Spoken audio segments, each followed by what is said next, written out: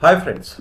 मेरे जो friends SSC GD constable की तैयारी कर रहे थे और वो पिछले बार के रिटन एग्जामिनेशन या फिजिकल एंड्योरेंस टेस्ट जिसे पीईटी या फिजिकल स्टैंडर्ड टेस्ट में फेल हो गए थे, तो उनके लिए एक बहुत अच्छा गुड न्यूज़ है।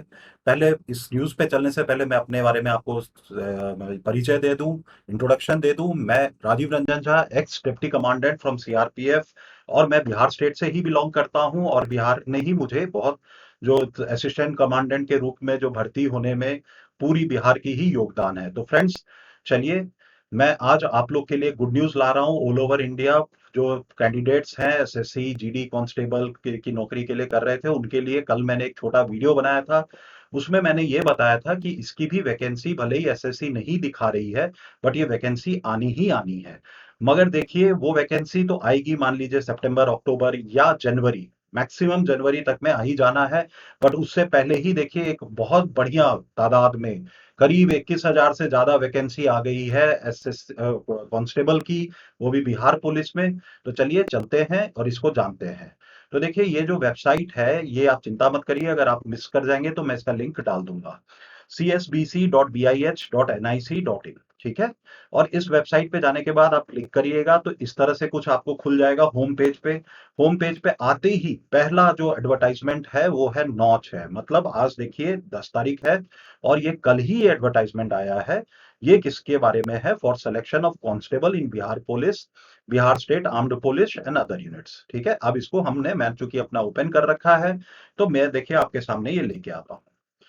पहले सबसे इंपॉर्टेंट, कोई भी जो वैकेंसी आती है उसमें कुछ बहुत इंपॉर्टेंट बातें होती हैं, उसके बारे में बात कर लेते हैं और इसके बारे में जानकारी लेते हैं। ऑनलाइन आवेदन प्राप्त या प्राप्ति की अंतिम तिथि है 20 जुलाई, मतलब आज हो गया आपका जून का महीना चल रहा है और इसका जो है ये है जुलाई, मतलब 1 महीना का समय ऑनलाइन और ऑनलाइन वे में ही आवेदन करना है, ठीक है। तो ये देखिए, वेतनमान लिखा हुआ है कि रिक्तियों की संख्या आप देखें, रिक्तियां कितनी है। मैंने आपको शुरू में ही बोला 21,000 से ज्यादा है, तो 21,000, 21,391 वैकेंसी, बम्पर वैकेंसी है। और क्या इसको ऑल इंडिया सभी कैंडिडेट भर सकते हैं? जी हाँ, एकदम भर सकते हैं। अगर आपने एसएससी जीडी कांस्टेबल की तैयारी की थी तो आपको बहुत ज्यादा इसमें फायदा होने वाला है। फिजिकल टेस्ट में आप रह गए थे तो यहाँ पे आप आराम से क्लियर करेंगे। मैं आपको इसके बारे में जानकारी देता हूँ आगे चल के, देखिए, ठीक है। तो ये है वैकेंसी, इसके जो के मुख्य बिंदुओं को आज हम डिस्कस करेंगे और मैं अंत में आपको ये भी बताऊंगा कि इसको कैसे करना है। लिखित परीक्षा में 30% से कम अंक प्राप्त करने वाले अभ्यर्थी को शारीरिक दक्षता परीक्षा के लिए असफल घोषित किया जाएगा। मतलब आपको लिखित परीक्षा में 30%, 100 का हुआ अगर, तो 30 अंक लाने ही लाने हैं, ठीक है। लिखित परीक्षा में प्राप्त अंकों के आधार पर यथासंभव व्यक्ति जो है रिक्तियों के आरक्षण कोटि 5 गुना प्रत्येक कोटि के लिए अभ्यर्थियों का चयन शारीरिक दक्षता परीक्षा हेतु किया जाएगा, ठीक है। मतलब 5 टाइम्स ज्यादा बच्चे को सेलेक्ट किया जाएगा या उससे भी ज्यादा हो सकता है। लिखित परीक्षा अंतिम मेगा सूची का आधार नहीं होगा, ये एक बहुत ही इंपॉर्टेंट बात है।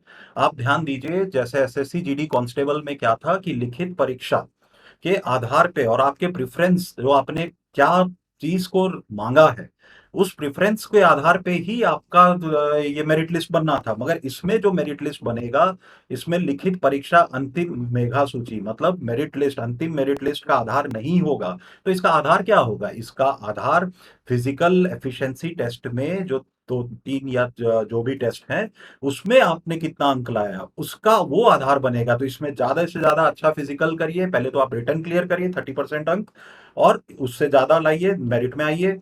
और उसके बाद में अपना, इसके बाद में आपको जो करना है फिजिकल एफिशिएंसी टेस्ट में, जो दौड़ है, जो गोला फेंक है, जिसे हम शॉट पुट भी कहते हैं, उस सब में बढ़िया से बढ़िया आपको लाना है। तो उसके बारे में मैं बताऊंगा कैसे प्रिपेयर करना है। ये भी मेरे साथ जुड़े रहेंगे तो आपको प्रिपरेशन में भी काफी मदद मिल जाएगा, ठीक है। अब देखिए, सबसे इंपॉर्टेंट, सिपाही पद के पद पर आवेदन हेतु पात्रता, मतलब एलिजिबिलिटी। एलिजिबिलिटी क्या है? भारतीय नागरिक, मतलब वो भले ही राजस्थान का रहने वाला हो, दिल्ली का रहने वाला, कहीं और का रहने वाला, वो इधर भर सकता है फॉर्म। तो मेरे भाइयों जो एसएससी जीडी कांस्टेबल बिहार से कर रहे थे, उत्तर प्रदेश से कर रहे थे, राजस्थान से कर रहे थे, या साउथ इंडिया स्टेट या दिल्ली, आप सब इसको लोग भर सकते हो। ठीक है। और इसमें देखिए आगे अभ्यर्थियों की जो है एजुकेशन क्वालिफिकेशन, शैक्षणिक योग्यता।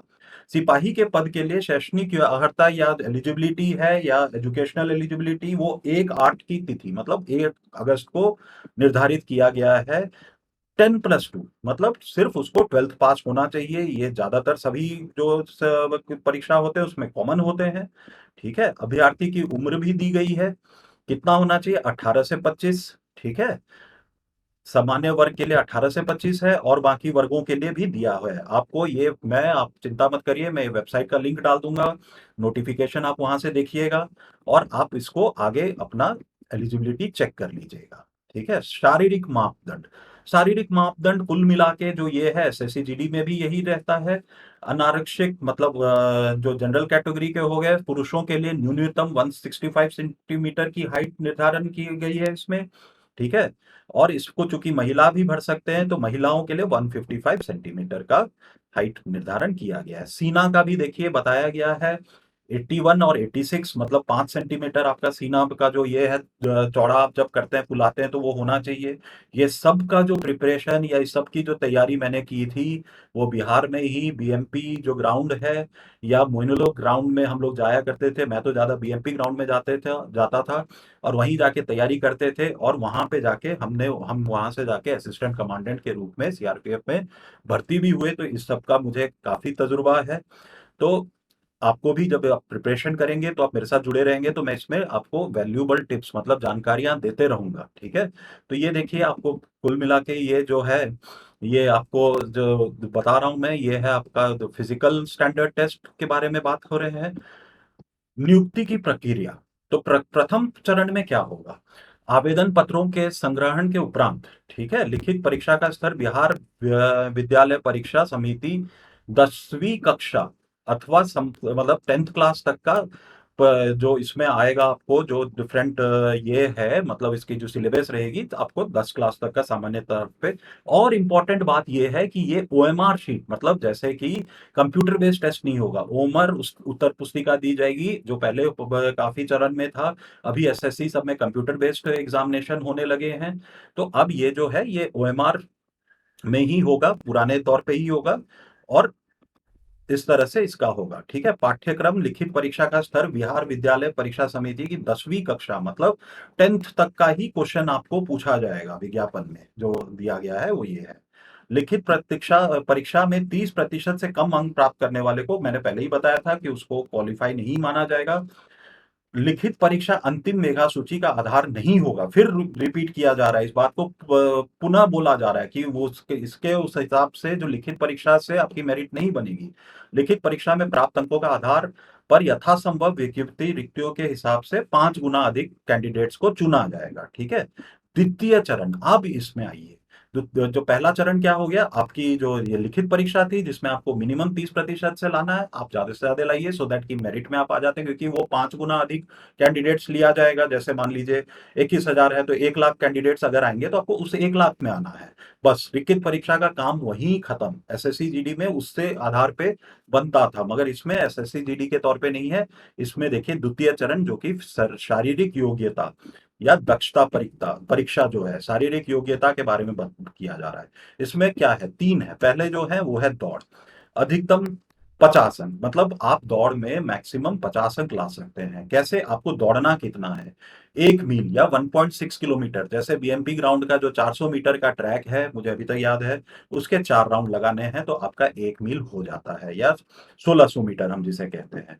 अगर आपने 5 मिनट से कम में किया तो आपको मिल गए कितने, 50 अंक। देखिए आपके सामने है। ठीक है। 5 मिनट से अधिक मगर 5 मिनट 20 सेकंड तक में अगर आप कर लेते हैं तो आपको मिलता है 40 अंक। इसी तरह से 5 मिनट 20 और इस तरह से 30 अंक और 20 अंक, इस तरह से पूरा नोटिफिकेशन में दिया गया है। ठीक है। और मिनिमम आपको जो करना है वो है आपका, देख लीजिए इसको कितने में दौड़, जो मैक्सिमम आप समय ले सकते हैं। द्वितीय चरण दौड़ होगा अधिकतर 50 अंक आपको मिलेगा, और अधिकतम 6 मिनट, मतलब आपको 5 से 6 मिनट के अंदर ही आना है, और आपको कोशिश ये करना है कि ज्यादा से ज्यादा अंक यहाँ ले। 50 अंक अगर आप ले सकते हैं तो बहुत अच्छी बात है, नहीं तो एटलीस्ट 40 या 30 अंक तो लेना ही है, सो दैट कि आप मेरिट लिस्ट में बने रहेंगे। 6 मिनट से अधिक समय लेने वाले पुरुष या अभ्यर्थियों को असफल घोषित कर दिया जाएगा। ठीक है, अगर आप 6 मिनट के बाद आते हैं तो आपको असफल घोषित कर दिया जाएगा। और आपको मैंने बताया था एसएससी जीडी कांस्टेबल की जब आपने प्रिपेयर की थी तो ये यहाँ मदद करेगा। क्यों? क्योंकि तब आपने 5 किलोमीटर आप दौड़े थे, तो 5 किलोमीटर दौड़ने का समय जो था, जो भी आपका था, तो 1.5 जो माइल है, मतलब 1 किलोमीटर, 1.5 1 माइल जो कहते हैं, या 1.5 किलोमीटर से थोड़ा ज्यादा 1600 मीटर होता है, वो तो आप आराम से दौड़ जाओगे।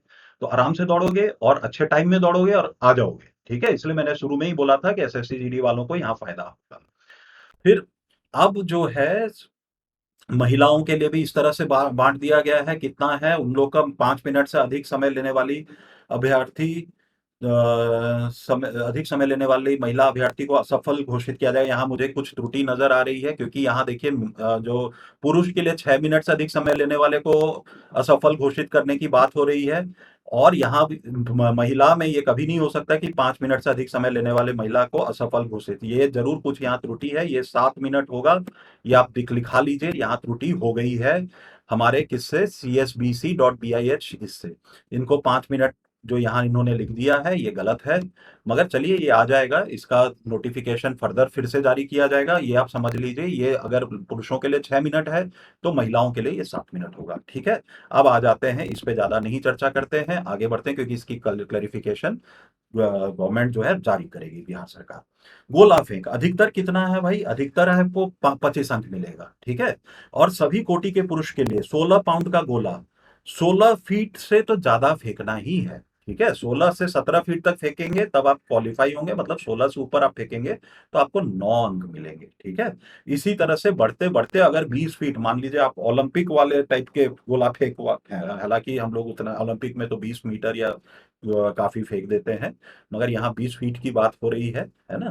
तो जो हम लोग उस लेवल के हैं नहीं, तो हमारा जो लेवल है जनरली आप जो होता है यहाँ पे, वो हम यहाँ कोशिश करते हैं कि हमारा कहीं पे जाके 17 और 21 फीट तो हम फेंकें।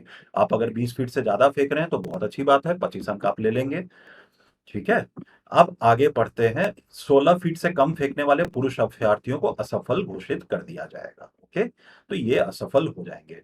उसी तरह से देखिए यहाँ महिलाओं के लिए 12 फीट, समझे, क्योंकि 16 फीट था अगर पुरुषों के लिए, तो महिलाओं के लिए 12 फीट है। ठीक है, कम फेंकने वाले, तो महिलाओं के लिए जैसे 6 मिनट है तो पुरुष के लिए वहां, तो यहाँ 7 मिनट जो मैंने बोला था। और तीसरा जो आ गया वो हो गया ऊंची कूद, मतलब जिसे हाई जंप कहते हैं।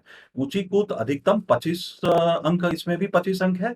सभी कोटि के पुरुषों के लिए न्यूनतम जो है 4 फीट, मतलब आपको 4 फीट के बराबर तो कूदना ही है, और अगर आप 4 फीट से ऊपर कूदते हैं और 4 फीट 4 इंच से कम कूदते हैं तो आपको 13 अंक मिलेंगे, और इतना कूदेंगे 4 फीट 4 इंच कूदेंगे तो 17 अंक मिलेंगे। इसी तरह से बढ़ते बढ़ते अगर आप 5 फीट को लांग दिए, 6 मान लीजिए 5.5 फीट कूद गए आप, तो आपको 25 अंक मिलेंगे। तो यहाँ भी फुल संभावनाएं हैं, 5 फीट से ऊपर आराम से कूदा जा सकता है, तो आप यहाँ पे कूद के आप ज्यादा से ज्यादा 25 अंक हासिल कर सकते हैं। ठीक है, और महिलाओं के लिए जो रखा गया 4 फीट से कम कूदने वाले पुरुष को तो हटा दिया जाएगा, आपको मतलब सिलेक्शन में ही नहीं है।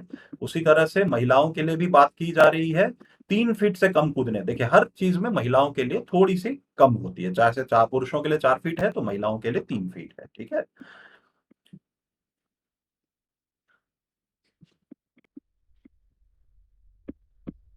यहाँ पे फिर लिख रहा है पुरुषों के लिए 6 मिनट एवं महिलाओं के लिए 5 मिनट। भाई ये हो ही नहीं सकता, ये यहाँ पे कुछ त्रुटि जरूर हो गई है, तो ये सब होगा।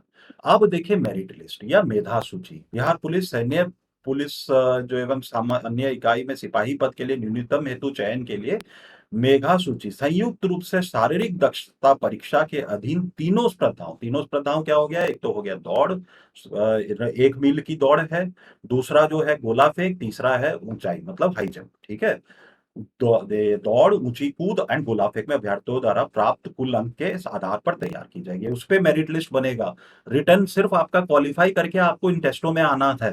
तो आपको फिजिकल में आप बढ़िया करिए और फिजिकल में ज्यादा से ज्यादा मार्क लीजिए, और उसमें देखिए सबसे बढ़िया आपके सामने ही आपका रिजल्ट रहेगा। ठीक है, कहीं वो रिजल्ट किसी से छुपा हुआ नहीं रहेगा। और इसकी इंपॉर्टेंट कुछ बात है रिक्तियों के बारे में। सबसे इंपॉर्टेंट मैंने आपको शुरू में ही बताया था, 21,000 से ज्यादा वैकेंसी है। तो ये देखिए इतनी वैकेंसी 21,391 है। ठीक है, डिफरेंट वर्ग में कितने वैकेंसी हैं वो भी आ गया। तो भाई सामान्य वर्ग में भी आप देखिए अच्छी खासी वैकेंसी है, 8,556। और इस तरह से सारे वैकेंसी का ब्रेकअप करते हुए इतना वैकेंसी 21,391 की वैकेंसी आ गई है। ठीक है, आरक्षण तो वो गवर्नमेंट का जो सारा जो रूल्स रहता है उसके लिए ही रहेगा। महिलाओं के लिए भी है, तो ये महिलाओं के लिए भी जारी है। इसमें वैकेंसी में वो भी भाग लेंगी, महिलाएं भी। और ये बाकी जो आपका ऑनलाइन आवेदन प्रक्रिया, ठीक है, अब ये इंपॉर्टेंट आ गया। जो सिपाही के पद के चयन हेतु ऑनलाइन आवेदन पत्र भरने की पद्धति अपनाई गई है। ऑनलाइन आपको भरना होगा, वेबसाइट से ही जाके भरना होगा। दिनांक 20/6, मतलब आज जो है 10/6 है, 10 दिन बाद से। मैं आपको फिर याद दिला दूंगा ऑनलाइन आवेदन पत्र भरने की। और ये देखिए जो वेबसाइट मैंने आपको अभी भी बोला, ये आपका लिंक मैं डाल दूंगा, csbc.bih, बिहार पुलिस के टैब के अंतर्गत विस्तृत में बताया गया है। ठीक है, तो ये आपको इसी वेबसाइट से आके भरना होगा फॉर्म को। आवश्यक निर्देश आपको दिया गया है, क्या क्या चीज आपको ऑनलाइन भर्ती के समय काम आएगा। ठीक है, तो ये सब चीज जो है मोटा मोटा इसका इंपॉर्टेंट बातें हैं।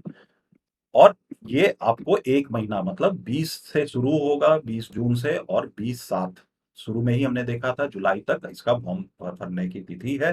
तो आप जरूर इस फॉर्म को भर लीजिएगा। और फ्रेंड्स, इस तरह के वैकेंसीज के बारे में जानने के लिए मेरे चैनल को लाइक करिए, सब्सक्राइब करिए।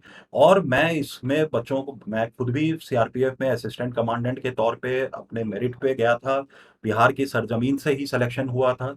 तो मैं अपने जो मेरे साथी जो प्रिपेयर कर रहे हैं कि बिहार से या ऑल इंडिया से, तो मुझे कोई प्रॉब्लम नहीं है। I can teach you in Hindi, I can teach you in English. जो लैंग्वेज आपको इन दोनों में से समझ में आता है, इंडिया में ये दोनों लैंग्वेज ही ज़्यादा प्रचलन में है, मैं आपको आपके डाउट्स क्लियर कर सकता हूँ। और मेरे साथ बने रहेंगे तो सारे वैकेंसी के बारे में भी मैं बताता रहूंगा। तो फ्रेंड्स, मेरे इस चैनल को जल्दी से जल्दी लाइक एंड सब्सक्राइब कर लें, जिसकी कि इस तरह की अपडेट्स आप मिस ना करें। तो once again friends, thank you and good luck.